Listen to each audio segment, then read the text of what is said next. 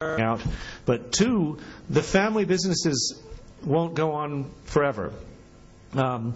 It's hard to motivate the next generation. They see lots of other ways of living. They're not as interested in sustaining the current system as their parents were. So they need to think about different ways of running their businesses.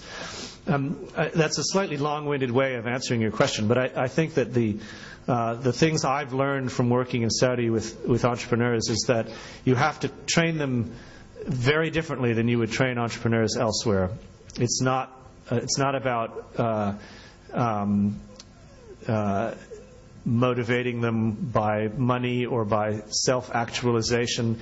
It is about motivating them to understand the needs of their family, but also of confronting the challenge that social system is eroding, and no one knows what's coming next. So I hope that goes some way to answer your question. I'm not sure it's enough of an answer, but it's the best I can do. On the subject of risk and the distribution of risk, again, I'm sure you all know more about this than I do. The Islamic concepts that underpin risk, I know to be different than the Western concepts. I don't feel satisfied with my own understanding of what works or what is in operation in Islam. But I can tell that the way risk is pure and simply distributed rather than focused makes for a big difference. It tends to result in more collaborative activity, more collective decision making, more striving for shared benefit, and less disruption where there are conflicts of interest. So, for example, often in the West, you have strong conflicts of interest inside a venture. The manager might be interested in achieving one set of goals, and the investor will be interested in achieving a radically different set of goals. In an Islamic entrepreneurial venture, there is less conflict of interest and more alignment of interest. It's not perfect. I'm sure you've got plenty of conflicts of interest to deal with, but they're not structurally essential to the nature of the venture in a way that they are often in the West.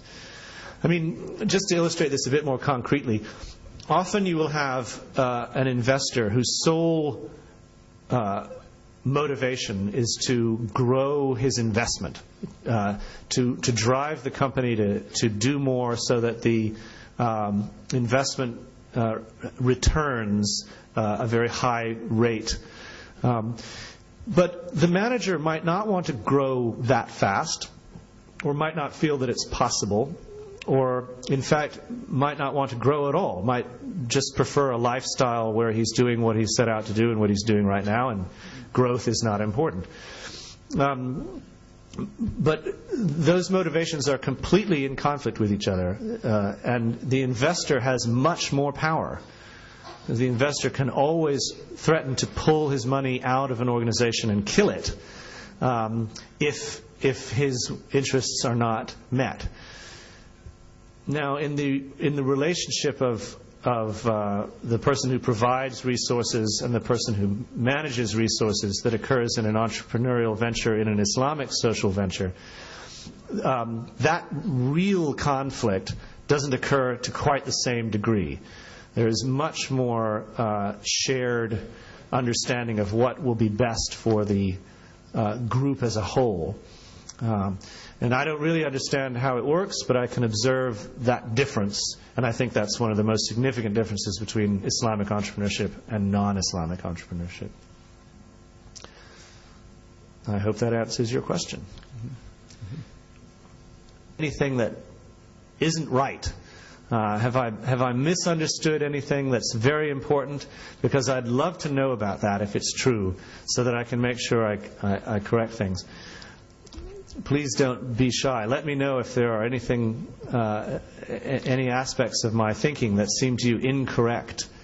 And if now is not the right time to do it, I'm certainly around for a little while. Feel free to come up to me individually and tell me.